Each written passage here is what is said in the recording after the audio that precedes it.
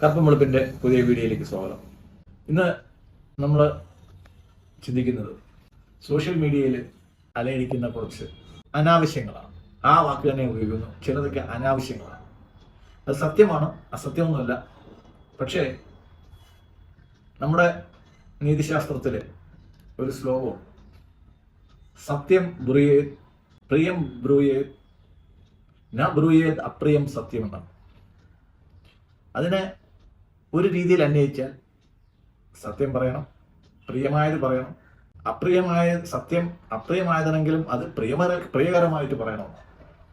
അത് നമ്മൾ പറയുന്ന കാര്യങ്ങൾ കേൾക്കാൻ ബുദ്ധിമുട്ടുള്ള കാര്യങ്ങളാണെങ്കിൽ, അപ്രിയമായിട്ടുള്ള കാര്യങ്ങളാണെങ്കിൽ അത് പ്രിയമാക്കി പറയണമെന്നാണ്. ചിലത് കാണാമല്ലോ, ചില മരുന്നിന്റെ കൂടെ, കയ്പുള്ള മരുന്നിന്റെ കൂടെ ഒരു ശർക്കരയൊക്കെ കൂട്ടിയിട്ട് കഴിക്കും. കയ്പ് എന്തായാലും കഷായത്തിൽ കയ്പുണ്ടാവും.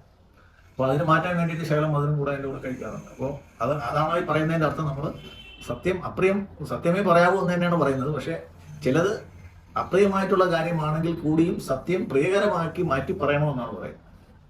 എന്തായാലും നമ്മുടെ ജാമിദ ടീച്ചർ ഇസ്ലാം ആണെങ്കിൽ, എക്സ് മുസ്ലിം ആണെങ്കിൽ ഇതുകൂടെ പഠിച്ചു കാണുമെന്ന് വിചാരിക്കുന്നു. ഒരു ടീച്ചറല്ലേ, ഇത് കേട്ടിട്ടുണ്ടാവും. അതൊക്കെ ഞങ്ങളൊക്കെ കൊച്ചു ക്ലാസ്സിൽ കേട്ട കാര്യങ്ങളാണ്. ജാമിദ ടീച്ചറൊക്കെ നമ്മുടെ അതേ പ്രായത്തിലുള്ളതാണ്. ഞങ്ങൾ കൊച്ചു ക്ലാസ്സിൽ കേട്ടിട്ടുള്ള കാര്യങ്ങൾ. സംസ്കൃതത്തിലല്ല, മലയാളത്തിൽ കേട്ടു. ഇത് പറയാൻ കാരണം, മലപ്പുറത്ത് താനൂരിൽ ഖുറാൻ കൂട്ടിയിട്ട് കത്തിച്ചു എന്നാണ്. നമ്മൾ ഹെഡിങ് കേൾക്കുമ്പോഴത്തേക്ക് നമ്മൾ വിചാരിക്കുന്നത് എന്താ, കുറേ ആൾക്കാർ ഖുറാൻ കൊണ്ടുവന്ന് റോഡിലിട്ട് കൂട്ടമായിട്ട് കത്തിച്ചു, അവർ മണ്ണെണ്ണയൊക്കെ വെച്ച് കൂട്ടമായിട്ടിട്ട് കത്തിച്ചു, അവർ ഇസ്ലാമിനെ അവർ വെറുത്തു, അതുകൊണ്ട് അവർ കത്തിച്ചു. ഇങ്ങനെയൊക്കെയുള്ള അർത്ഥങ്ങളാണ്, ആ ധ്വനിയാണ് അവരുടെ സംസാരത്തിൽ ആദ്യം വരുന്നത്.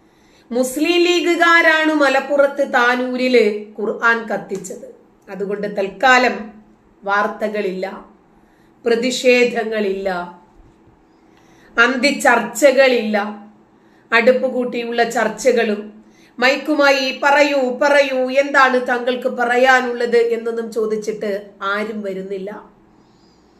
കാരണം ഇത് അധികം അങ്ങോട്ട് പുറത്ത് പറയാൻ പറ്റുന്ന കാര്യവുമല്ലല്ലോ. ഞാൻ വ്യക്തിപരമായിട്ട് പറയട്ടെ, എനിക്ക് ജാമിദ ടീച്ചർ പറയുന്ന ഒരുപാട് കാര്യങ്ങളോട് യോജിപ്പുള്ള ഒരാളാണ്. ഞാനൊരു സ്വയംസേവനാണ്.